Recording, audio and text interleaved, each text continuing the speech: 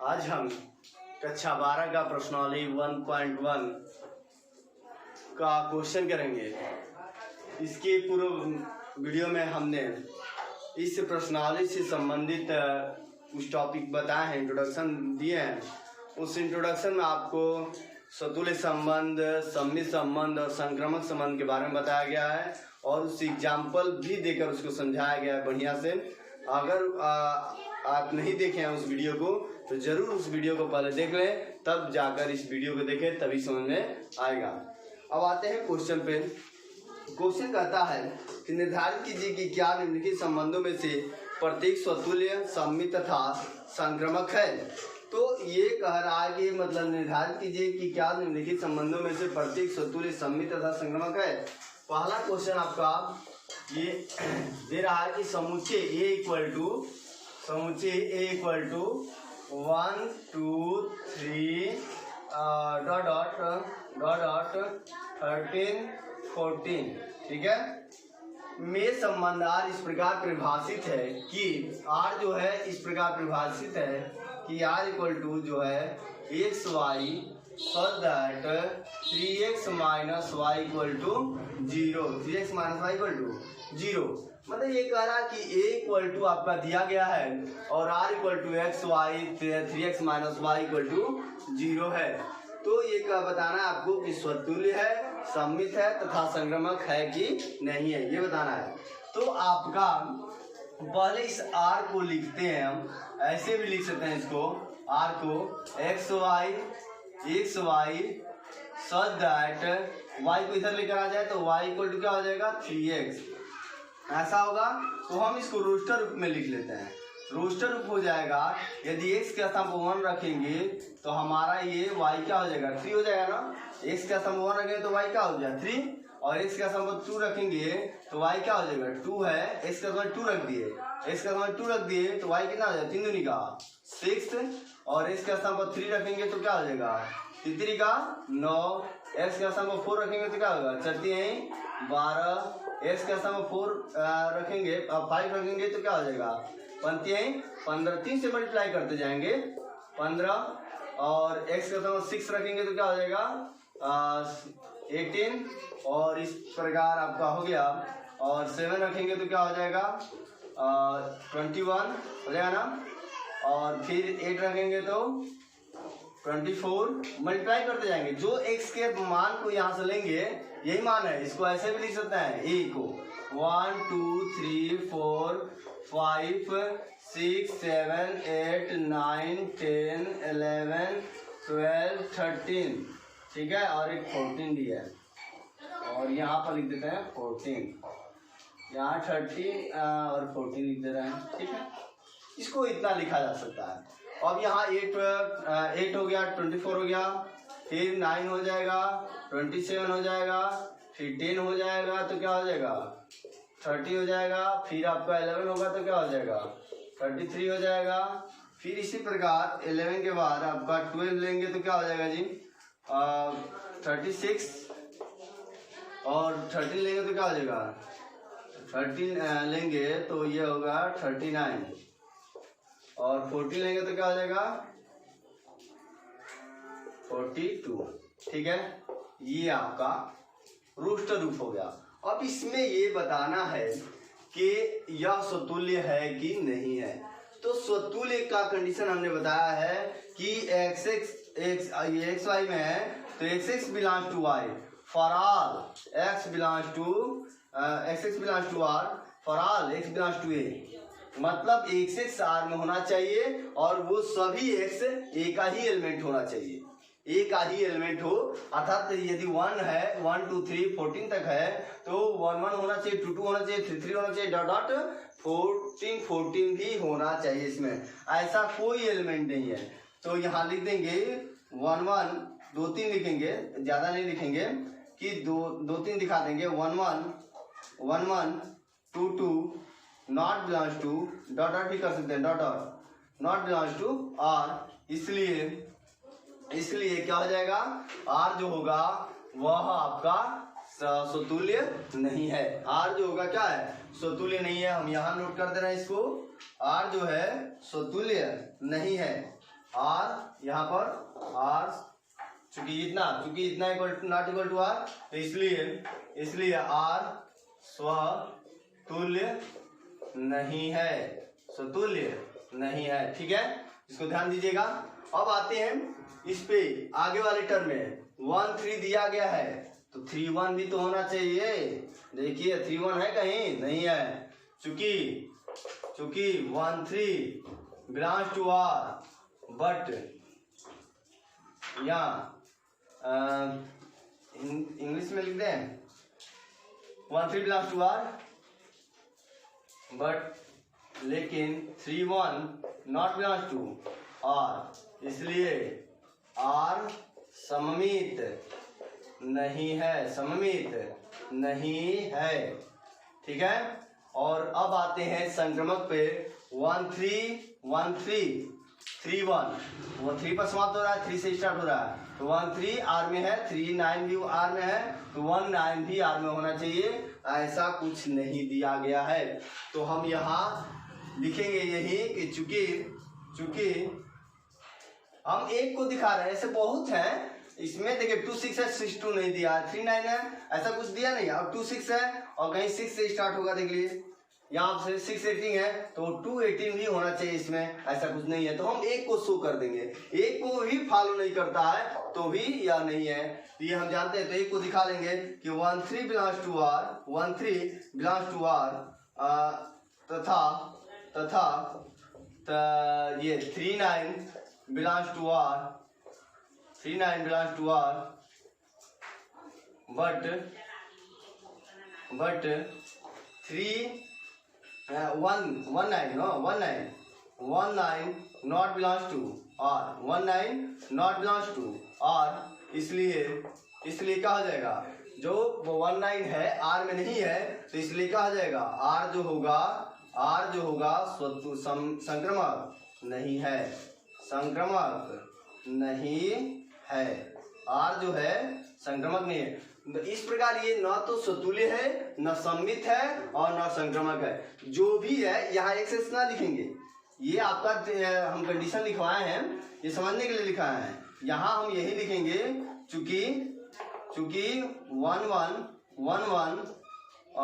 Belongs to 1 1 2 2 not belongs to R. एक दो ठो दिखा दिए, शो कर दिए हैं, ये 2 अंकों को दिखा दिए हैं, ऐसा कुछ नहीं है। तो इसलिए क्या है, यह आर जो है स्वतुल्य नहीं है, यहाँ हम लिख दिए हैं। आप इसको देख लीजिएगा, कहीं भी दिक्कत हो तो जरूर कमेंट बॉक्स में कमेंट करके बताएं।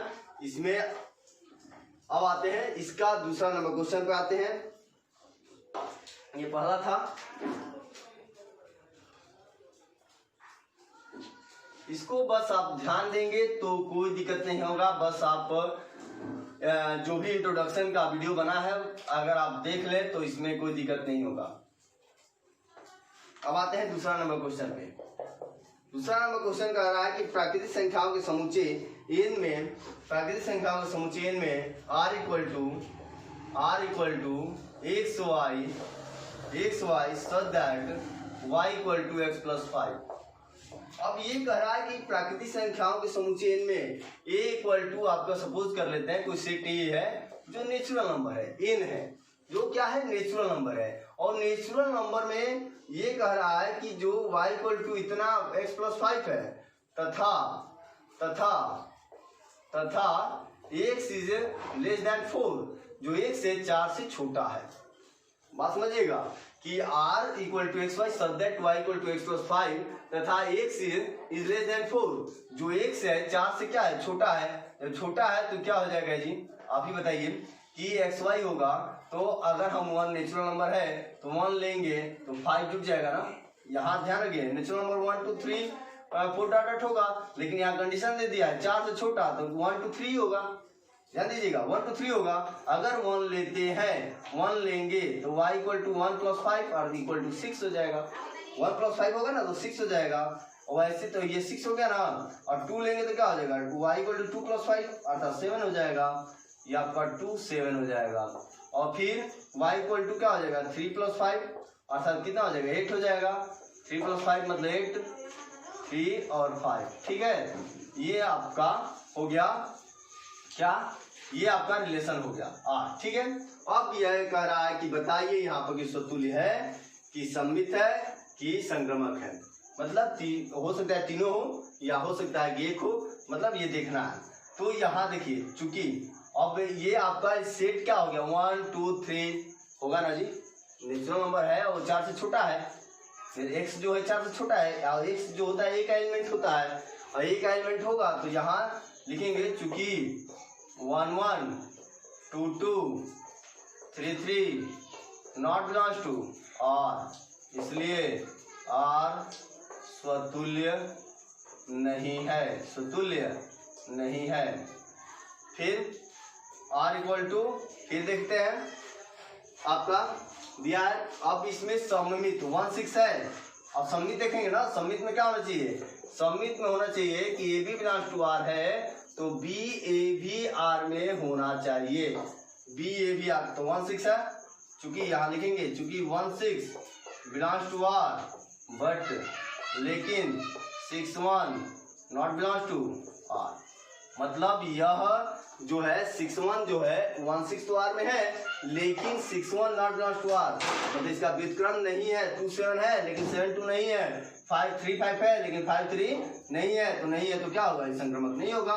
तो संक्रमक नहीं होगा तो आर संक्रमक, सॉरी संक्रमक कर रहे हैं, सममित नहीं होगा। सममित आर सममित, सममित नहीं है, सममित नहीं है। ठीक है, अब ये सममित नहीं है। अब आते हैं संक्रमक पर, संक्रमक है कि नहीं ये देख लें। तो संक्रमक है कि नहीं इसको देखने के लिए हम यहाँ पाते हैं। अब देखते हैं 1 6 है और 6 1, इसमें तो ऐसा दिया है नहीं कि जो क्रम में हो, तो ऐसे भी देख सकते हैं कि 1 6 बिलोंग्स टू आर, आर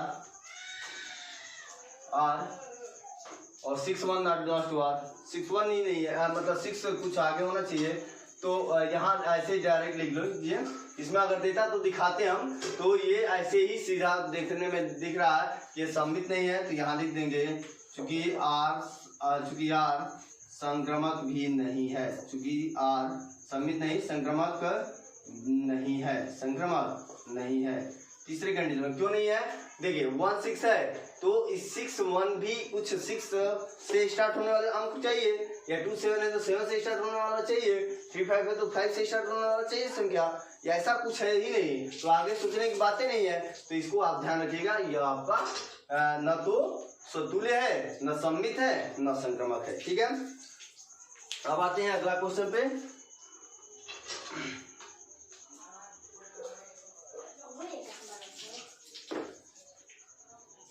अब आते हैं अगला क्वेश्चन पे, तीसरा नंबर क्वेश्चन पे। आपका तीसरा नंबर क्वेश्चन है समुच्चय ए इक्वल टू, आपका दिया गया है ए इक्वल टू, यहाँ दे दिया गया सेट दे दिया गया 1 2 3 4 5 6 और आर इक्वल टू आपका कह रहा है, आर इक्वल टू दिया गया है कि एक्स वाई जो है सच दैट वाई भाज्य है, वाई भाज्य है किससे, भाज्य है x से, y भाज्य है x से। ठीक है, मतलब जो x से y विभाजित होता है। तो आप ही बताइए, ध्यान दीजिएगा कि कोई भी संख्या अपने आप से विभाजित होती है, इस बात को हम जानते हैं कि कोई भी संख्या जो होती है वो अपने आप से विभाजित होती है। तो ये आपका 1 1 हो जाएगा। इस सभी संख्याओं को लिख लेंगे बिना सोचे समझे, इसलिए कि खुद का कोई भी संख्या अपने आप से विभाजित हो जाता है। 2 2 3 3 3 3, फिर आपका 4 4, फिर आपका 5 5, फिर आपका 6 6। ठीक है, अब बच गया।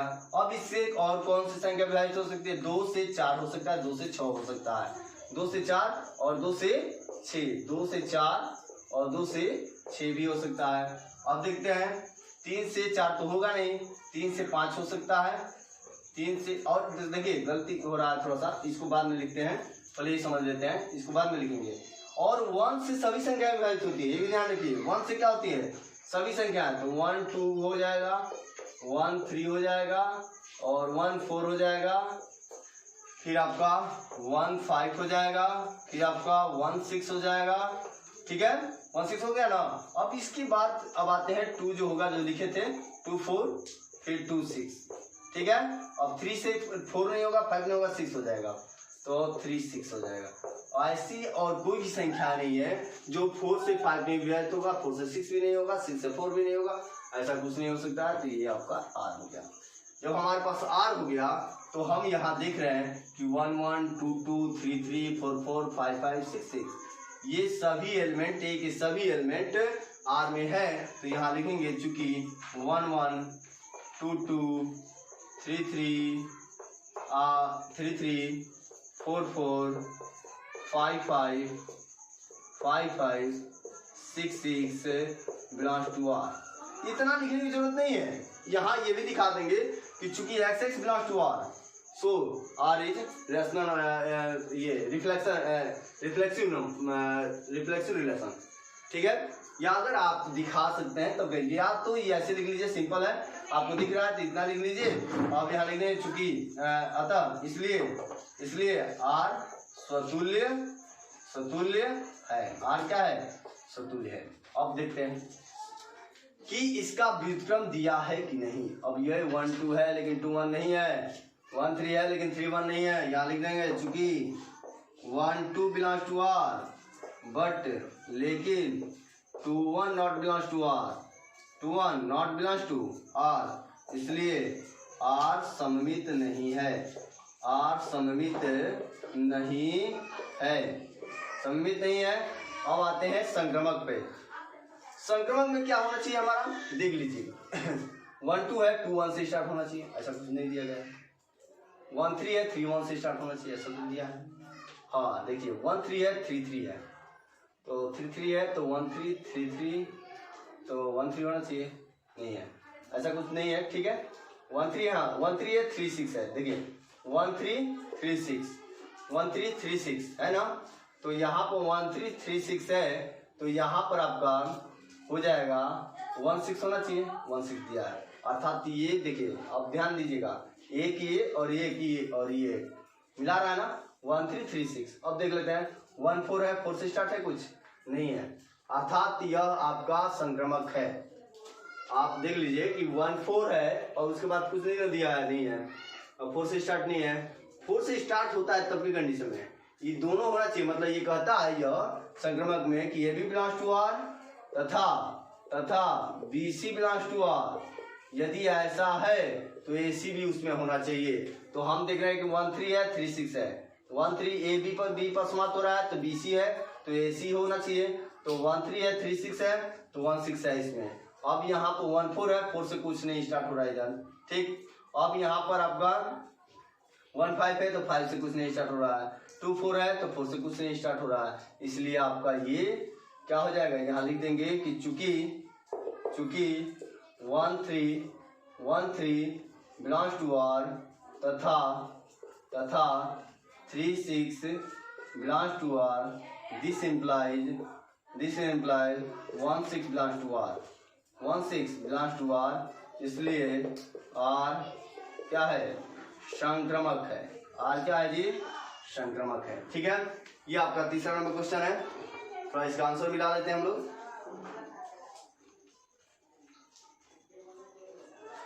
1.1 का तीसरा नंबर, स्वतुल्य और संक्रमक है, स्वतुल्य है लिखे हैं, और संक्रमक भी है लेकिन सममित नहीं है, ठीक है, सही है आपका।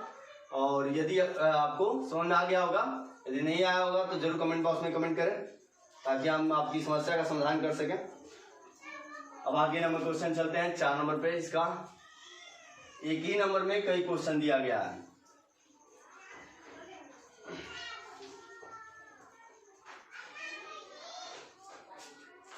अब आते हैं 4 नंबर पे। 4 नंबर आपका ये दिया गया है 4 नंबर में कि समस्त पूर्णांकों के समूचे जेड में, समस्त पूर्णांकों के समूचे जेड है, समस्त पूर्णांक है, मतलब निगेटिव पॉजिटिव दोनों है और शून्य भी है। तो कह रहा है कि जेड में आर इक्वल टू दिया गया है, एक ए इक्वल टू मान पॉजिटिव है, जेड है इंटीजर है, तो आर इक्वल टू ये कहा गया है कि एक मान लिया गया है, एक समुच्चय है, उसमें एक रिलेशन है एक्स वाई और एक्स वाई सब दैट है एक्स माइनस वाई एक पूर्णांक है। क्या है जी? पूर्णांक है। एक्स माइनस वाई एक पूर्णांक है, ठीक है, द्वारा परिभाषित संबंध है। अब इसमें आप बात समझ में आ जाना चाहिए कि अगर मान जाइए कि चूंकि x belongs to r, x belongs to r, या समतुल्य के लिए कंडीशन लेंगे कि x belongs to r, this imply x minus x equal to क्या हो जाएगा? 0। इट इज इंटीजर है ना, एक पूर्णांक है। 0 क्या है? एक पूर्णांक है, और पूर्णांक है इसलिए क्या हो जाएगा? इसलिए r स्वतुल्य होगा। भाई है कि इसको घटाने के बाद कुछ भी लेंगे, एक से के आसाम कुछ भी ले लें, उसमें से घटाएंगे तो हमें कभी भी एक पूर्णांक ही प्राप्त होगा, इसलिए ये क्या होगा? स्वतुल्य होए। फिर एक्स वाई, क्योंकि X Y belongs to R, if कर लेते हैं, इफ कर लेते हैं, if X belongs to R जिसमें पूर्णांक, इसलिए ये होगा। और if X Y belongs to R, this imply, यहाँ इफ है, आप ध्यान रखिएगा थोड़ा सा। If X Y belongs to R, X minus Y क्या देगा? एक पूर्णांक देगा ना, एक पूर्णांक होगा, कुछ भी घटाएंगे तो पूर्णांक होगा। और फिर यदि इसको ही एक्स माइनस वाई ये दे रहा है, अब इसको थोड़ा सा हम बदल लेते हैं, इसको हम बदल लेते हैं, माइनस का मान लेते हैं वाई माइनस 6, फिर भी क्या होगा? एक पूर्णांक होगा ना, एक पूर्णांक होगा। और जब एक पूर्णांक होगा तो y minus 6 belongs to R, y minus 6 भी क्या देगा? एक पूर्णांक ही ना देगा, इसलिए यहाँ लिख सकते हैं this imply y minus 6 belongs to R, इसलिए y माइनस 6 हो जाएगा। y माइनस 6 है तो यहाँ पर हम लिख सकते हैं yx लिख देते हैं, yx बिलोंग्स टू, भाई माइनस है उससे मत घबराइए, यहाँ y माइनस 6 हो रहा है ना, तो एक पूर्णांक है, माइनस भी है तो भी एक पूर्णांक है, तो yx क्या हो जाएगा? yx क्या होगा? r में होगा। जब पूर्णांक दे रहा है तो yx जो होगा क्या होगा? r में होगा। जब r में होगा तो r एक क्या हो जाएगा? r एक सममित है, r सममित है। बात समझिएगा, ठीक है। अब आते हैं संक्रमक पे। संक्रमक में वही बात समझाएंगे हम उसी तरह। ये फिर X Y belongs to R, X Y belongs to R तथा Y Z belongs to R. अब इस बात को अलग अलग समझेंगे, अलग अलग थोड़ा सा देखिए। X Y belongs to R, इसका मतलब यह हुआ कि एक्स माइनस वाई, इस रिलेशन के अनुसार एक्स माइनस वाई होगा, जो क्या है? एक पूर्णांक है, ठीक है। और y माइनस एक्स भी, y माइनस जेड क्या हो जाएगा? y जेड भी r में है, अर्थात y में से भी z घटाएंगे तो क्या देगा? एक पूर्णांक ही ना देगा। और जब एक पूर्णांक देगा और इनको दोनों को जोड़ दें तो हमारा क्या आ जाएगा? x minus Y plus Y minus Z equal to क्या आ जाएगा? x माइनस जेड, और जो क्या है? एक पूर्णांक है, एक पूर्णांक है। जोड़ने की बात ही छोड़ दीजिए ना, इसमें ध्यान दीजिए कि x माइनस वाई है, y माइनस जेड है, तो x जेड को भी घटाएंगे तो क्या आएगा? एक पूर्णांक ही आएगा। एक क्या देगा? एक पूर्णांक है, तो अब x माइनस जेड एक पूर्णांक हो गया, तो हम लिख सकते हैं यहाँ पर कि एक्स जेड, यहाँ लिख देते हैं, कहीं ना दिखता हो तो यहाँ पर लिख देते हैं इस चीज को कि X Z belongs to R, X Z belongs to R, इसलिए आर क्या है? आर संक्रमक है, आर क्या है? संक्रमक है। यदि ये आपको ठीक नहीं लगता होगा, ये आपको अगर सही नहीं लगता होगा तो हम इसको मिटा देते हैं। ये आपका अंदर आप समझ सकते हैं कि यहाँ x minus Y X Y Z belongs to R है और Y Z belongs to R हो रहा है, वाई माइनस जेड। तो यहाँ आप देख सकते हैं कि अगर x को जेड से घटाएंगे तो हमें कोई भी एक पूर्णांक ही प्राप्त होगा। क्या होगा? एक पूर्णांक ही प्राप्त होगा। इसीलिए हमने इसको आपको जोड़ कर बताया था कि यदि जोड़ेंगे तो ये क्या होगा? वाई कट जाएगा तो x माइनस जेड आएगा। ठीक है। अब आपका ये आप लिख सकते हैं, इसलिए कर इसलिए Y Z belongs to R, इसलिए Y Z belongs to R संक्रमक है। ठीक है, अब आते हैं अगले क्वेश्चन पे, इसका 5वें नंबर पे। अब आते हैं अगला नंबर क्वेश्चन पे, 5 नंबर क्वेश्चन पे। 5 नंबर क्वेश्चन कह रहा है कि किसी विशेष समय पर किसी नगर के निवासियों के समुच्चय में निम्नलिखित संबंध आर दिया गया है, उसमें ए कह रहा है, ए नंबर दिया है X Y such that X तथा वाई एक ही स्थान पर कार्य करते हैं। एक्स तथा वाई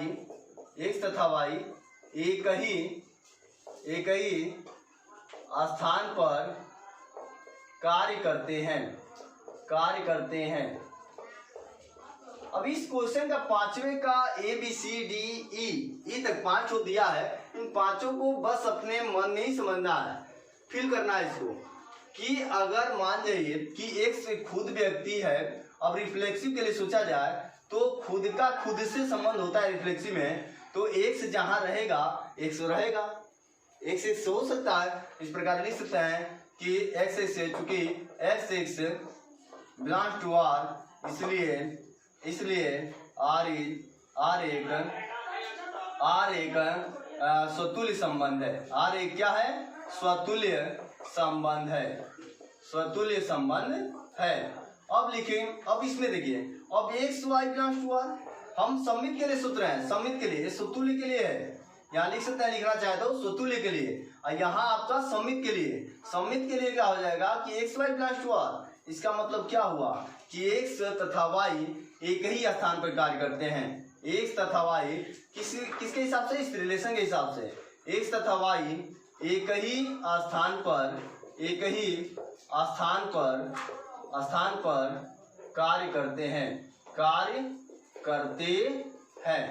जब एक ही स्थान पर कार्य करते हैं तो आप ही बताइए कि वाई एक्स भी तो एक ही स्थान पर कार्य करेंगे। बात समझिए, एक्स जहां कार्य कर रहा है वहां वाई कार्य कर रहा है, और वाई एक्स कर दिया जाए तो वाई जहां कार्य करेगा वहां एक्स कार्य करेगा। बात तो एक ही स्थान पर कार्य कर रहे हैं, तो हम इसको ऐसे भी लिख सकते हैं, वाई तथा एक्स एक ही स्थान पर कार्य करते हैं। जो वाई तथा एक्स एक ही स्थान पर कर सकते हैं तो Y X belongs to R, Y X भी आर में होगा, वाई एक्स आर में होगा, इसलिए आर क्या होगा? आर सममित होगा। ठीक है, अब आते हैं संक्रमक पर, आ जाते हैं संक्रमक समझते हैं। संक्रमक में कह रहा है कि एक्स वाई, थोड़ा यहाँ लिख ले कि एक्स वाई, अब यहाँ सममित में क्या लेना चाहिए? X Y belongs to R तथा Y Z belongs to R. अब बताइएगा, अब इसको समझते हैं, इसको लिखेंगे X Y belongs to R का मतलब क्या हुआ? X Y belongs to R बार बार लिखेंगे, X Y belongs to R का मतलब हो गया कि एक्स तथा वाई एक ही स्थान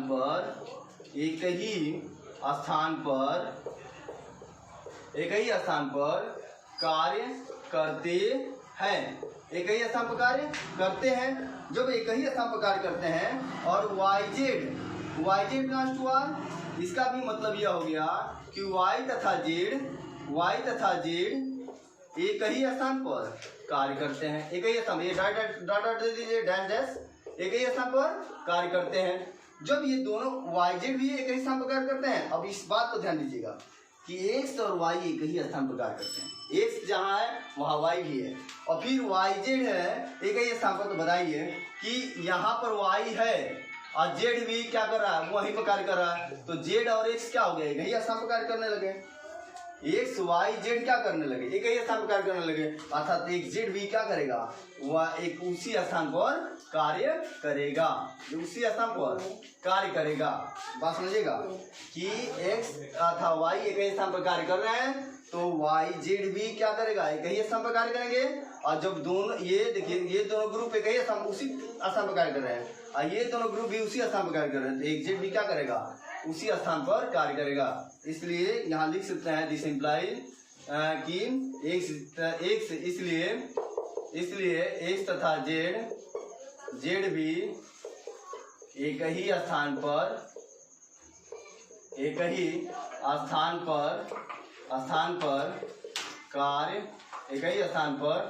कार्य करेंगे।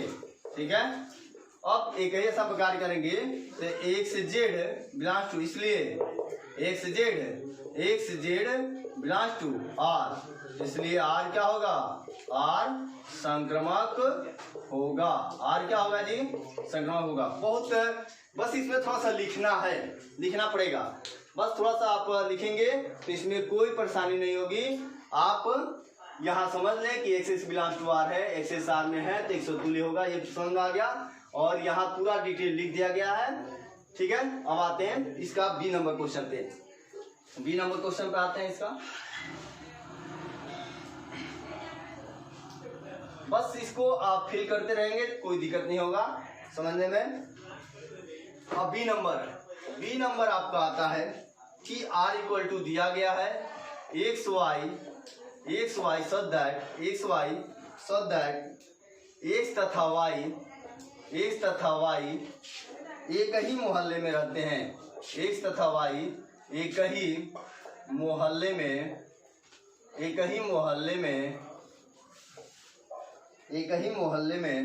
रहते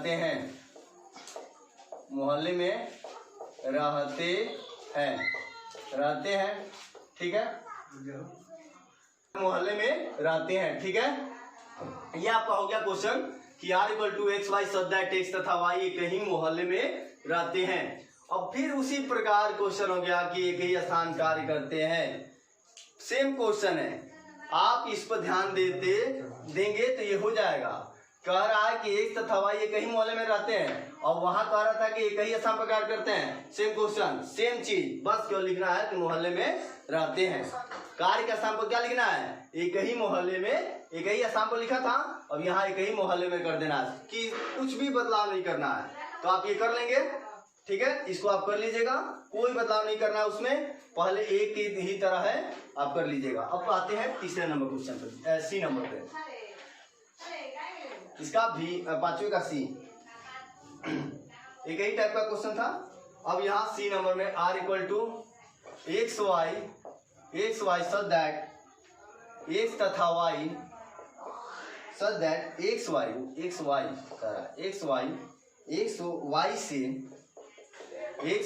से ठीक ठीक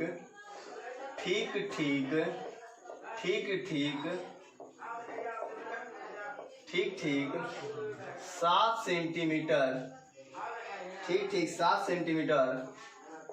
सेंटीमीटर लंबा है। 7 सेंटीमीटर लंबा है। अब आप ध्यान दीजिए कि यहाँ कह रहा है कि एक्स वाई जो है, एक्स वाई से ठीक 7 सेंटीमीटर। अगर हम रिफ्लेक्सिव स्वतुल्य की बात करें, यहाँ लिख लेंगे स्वतुल्य की बात करें, स्वतुल्य के लिए, तो स्वतुल्य के लिए क्या हो जाएगा, लिख सकते हैं स्वतुल्य के लिए। अब स्वतुल्य की बात करें तो कोई भी व्यक्ति अपने आप से 7 सेंटीमीटर लंबा नहीं हो सकता है। मैंने बताया ना कि केवल फील करने पर ही डिपेंड करता है ये क्वेश्चन, कि कोई भी व्यक्ति अपने आप का 7 सेंटीमीटर, अपने आप से बड़ा ही नहीं हो, 7 सेंटीमीटर की बात तो छोड़िए, 1 सेंटीमीटर भी बड़ा नहीं हो सकता है। खुद व्यक्ति नहीं हो सकता है। इसलिए क्या हो जाएगा, x not belongs to R. यदि लिखना चाहे तो यहाँ लिख सकते हैं कि खुद व्यक्ति अपने आप से बड़ा नहीं हो सकता है, इसलिए x not belongs to R. ठीक है, तो इसलिए आर स्वतुल्य नहीं है, नहीं है। अब सममित की बात किया जाए, सममित संबंध, सममित के लिए ऐसे लिख देते हैं, सममित के लिए। तो सममित के लिए क्या हो जाएगा जी, आप भी बताइए कि X Y belongs to R. X Y belongs to R का मतलब क्या होता है, दिस इम्प्लाई एक्स वाई से ठीक 7 सेंटीमीटर लंबा है। एक्स वाई से 7 सेंटीमीटर लंबा है। अब बताइए कि अगर y, जब y 7 सेंटीमीटर लंबा हो गया तो y से फिर x 7 सेंटीमीटर लंबा कैसे होगा। y देख लीजिए कि हमारा x y आर में है तो y x भी आर में होना चाहिए। जब एक्स वाई एक्स आर में होगा तो इसका मतलब क्या हो गया कि एक वाई जो है एक से 7 सेंटीमीटर लंबा हो गया। अब एक्स से 7 सेंटीमीटर अभी हम जस्ट कहे कि एक्स जो है वाई से 7 सेंटीमीटर लंबा है, एक्स जो है 7 सेंटीमीटर लंबा है। अब फिर यहाँ कह रहे हैं कि वाई जो है 7 सेंटीमीटर लंबा है, ऐसा हो कहाँ हो सकता है? इसलिए क्या लिखेंगे, इसलिए यहाँ लिख सकते हैं, इसलिए Y X not belongs to R, Y X not belongs to R, because लिख सकते हैं, कारण लिख सकते हैं इसको कि वाई एक्स से छोटा नहीं हो सकता है, चाहे बड़ा नहीं हो सकता है। ठीक है, ये कंडीशन नहीं हो सकता है, फॉलो नहीं कर सकता है। बट यहाँ लिख दे बट लेकिन Y X not belongs to R, और रीजन हम जानते हैं क्यों। ठीक है, इसलिए आर सममित नहीं है, आर सममित नहीं है, आर सममित नहीं है। ठीक है, अब आते हैं हम लोग संक्रमक पर, संक्रमक पर आते हैं। तो संक्रमक के लिए हम क्या कर सकते हैं? संक्रमक के लिए कि X Y belongs to R, same यही प्रक्रिया लगेगा, X Y belongs to R. इसका मतलब क्या हुआ, एक्स वाई से 7 सेंटीमीटर बड़ा है, 7 सेंटीमीटर लंबा है, 7 सेंटीमीटर लंबा है। ठीक है, और Y Z belongs to R का मतलब ये हो गया वाई जेड से 7 सेंटीमीटर लंबा है, 7 सेंटीमीटर लंबा है। आप देख लीजिए, ध्यान दीजिएगा थोड़ा सा कि एक्स बड़ा हो गया 7 सेंटीमीटर और वाई इससे भी 7 सेंटीमीटर बड़ा हो गया और वाई से भी 7 सेंटीमीटर जेड बड़ा हो गया। तो इस प्रकार एक्स से जो होगा जेड से बड़ा होगा ही, बड़ा होगा ना। एक्स जो होगा 7 सेंटीमीटर का 14 सेंटीमीटर बड़ा हो गया।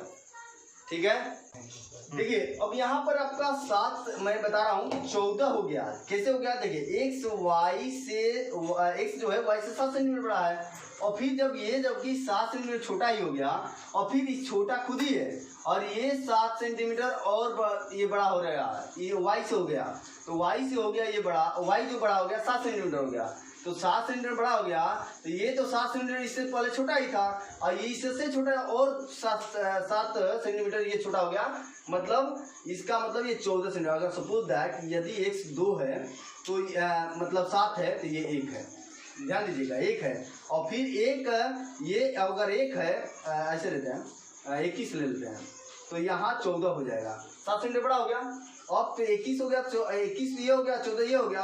अब ये 14 ठीक मतलब 14 ही था तो यहाँ अब ये 14 से ये हो गया आपका 7, जेड क्या हो गया 7। अब ध्यान दीजिए ये कितना बड़ा हो गया, 14 हो गया ना, 21 मतलब एक्स जो हो गया यह कितना हो गया बड़ा, 14 बड़ा हो गया। इसलिए यह क्या हो जाएगा, ये क्या हो जाएगा, इसलिए X Z not belongs to और ये 7 सेंटीमीटर का, थोड़ा सा भी बड़ा होगा तो नहीं होगा। X Z not belongs to R, इसलिए आर संक्रमक नहीं है, संक्रमक नहीं है। ठीक है, संक्रमक नहीं है। इसका अगला क्वेश्चन है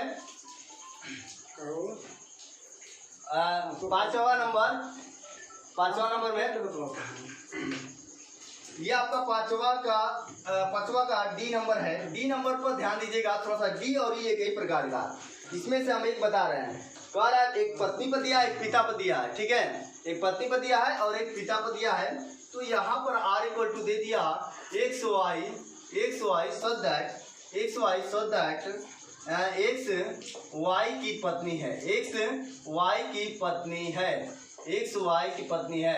अब बताइए पत्नी है एक्स वाई की जब पत्नी है और यहाँ पर इसी क्वेश्चन को अगला नंबर ई नंबर पिता कर दिया है, बस तो इसी पर दोनों समझेंगे हम। तो कह रहा है कि एक्स बिलोंग्स टू आर, अगर एक्स बिलोंग्स टू आर होगा तो कोई भी खुद का पत्नी नहीं हो सकता, ये भी ध्यान रखिएगा, कोई भी खुद का पत्नी नहीं हो सकता है। इसलिए X not belongs to R, अब ये खुद का कोई खुद पत्नी नहीं हो सकता है तो ये क्या हो जाएगा, X not belongs to R. अतः इसलिए आर स्वतुल्य नहीं है, आर स्वतुल्य नहीं है। अब ये हो गया आर स्वतुल्य नहीं है अब आते हैं सममित पे। सममित क्या होता है कि X Y belongs to R, X Y belongs to R. अब बताइए कि यहाँ दिस इम्प्लाई एक्स वाई की पत्नी है, एक्स वाई की पत्नी है, एक्स वाई की पत्नी है। जब एक्स वाई की पत्नी है तो अब ये अगर Y X belongs to R, और जब एक्स वाई की जब पत्नी हो गया, अगर वाई एक्स कर दें, सपोज कीजिए कि Y X belongs to R, Y X belongs to R, this implies का मतलब क्या हुआ, वाई एक्स की पत्नी हो गई, वाई एक्स की पत्नी है। अब ऐसा कहाँ संभव है जी कि एक्स जो है वह पत्नी है वाई की, अब पुनः वाई हो गया पत्नी एक्स का, ऐसा हो सकता है? नहीं हो सकता। इसलिए Y X not belongs to R, इसलिए लेकिन Y X not belongs to R, इसलिए आर सममित नहीं है, सममित नहीं है। ठीक है, अब संक्रमक पाते हैं, तो X Y belongs to R, X Y belongs to R, this implies X Y की पत्नी है, एक्स वाई की पत्नी है, एक्स वाई की पत्नी है, और Y belongs to R, Y Z belongs to R, Y Z belongs to R, Y Z belongs to R. इसका मतलब क्या हुआ, दिस इम्प्लाई वाई जेड की पत्नी है, वाई जेड की पत्नी है, वाई जेड की पत्नी हो गई। अब वाई जेड वाई की, और वाई जो है जेड की पत्नी है, वाई जो है जेड की पत्नी है। तो यहाँ पर आप लिख देंगे कि वाई जेड, अब ये ही नहीं फॉलो कर रहा, देख लीजिए ना कि एक्स जो है वाई की पत्नी हो गई, और फिर वाई पत्नी कैसे हो गई, ये तो मान लीजिए कि यह पुरुष हो गया, ये स्त्री हो गई, और फिर पुरुष पत्नी कैसे हो सकती है, यही फॉलो नहीं कर रहा है, इसलिए क्या हो गया, संक्रमक नहीं है, संक्रमक। अब यहाँ लिख देंगे वाई जेड ही नहीं हो सकता है, इसलिए यहाँ हो गया कि वाई जेड, यहाँ हो जाएगा, इसलिए आर संक्रमक नहीं है, आर संक्रमक नहीं है। इस प्रकार सुतुल्य भी नहीं है, सममित भी नहीं है, और संक्रमक भी नहीं है। और इसी प्रकार सेम क्वेश्चन इसी पे ई भी कर लीजिएगा, ई भी कि एक्स वाई यहाँ दिया इन में कि एक्स वाई का पिता है, एक्स वाई का पिता है, तो यहाँ सुतुल्य में क्या हो जाएगा, खुद पिता नहीं हो सकता है, तो ये सतुल्य भी नहीं होगा, तो ई नंबर में सतुल्य नहीं होगा। X Y belongs to R, X Y belongs to R, X Y belongs to R, X Y का पिता है, एक्स वाई का पिता है, एक्स जो है वाई का पिता है, ये पत्नी पर दिया है, हम पिता को समझा रहे हैं, ये नंबर क्वेश्चन समझा रहे हैं, तो खुद का खुद पिता नहीं हो सकता है, इसलिए सतुल्य नहीं है। अब यहाँ कर रहा है कि एक्स जो है यहाँ कर रहा है आपका, चलो भैया, एक्स वाई का क्या कर रहा है, एक्स जो है वाई का पिता नहीं, वाई का पिता है। अब यहाँ तो एक्स वाई का पिता हो जाएगा, लेकिन जब ये पिता हो गया तो फिर उसका ये एक्स जो हो गया, एक्स वाई का पिता हो गया, और फिर वाई कैसे हो सकता है पिता, इसलिए क्या हो जाएगा एक्स का, तो इसलिए यह सममित नहीं है। और X Y belongs to R, X Y का पिता है, तो एक्स वाई का पिता है, फिर वही बात आ जाएगी वाई जेड का पिता है, ऐसा हो सकता है। देख लीजिए यहाँ इसमें संक्रमक में ध्यान दीजिएगा कि एक्स वाई का पिता है और वाई जेड का पिता है, तो एक्स जेड का पिता नहीं हो सकता है, लेकिन X Z belongs to R. यहाँ ये लिखिएगा वाई जेड लिख लीजिएगा, यहाँ पर ऐसे लिख लीजिएगा कि एक्स वाई लिखिएगा, एक्स वाई का पिता है, और वाई जेड भी लिखिएगा कि वाई जेड का पिता है, बट वो X Z not belongs to R लिखेंगे, X Z not belongs to R. इस प्रकार तीनों सतुल्य सममित है, ना तो सतुल्य है, ना सममित है, ना संक्रमक है। यदि आपको इसमें कहीं भी दिक्कत हो तो जरूर कमेंट बॉक्स में कमेंट करके बताएं। धन्यवाद।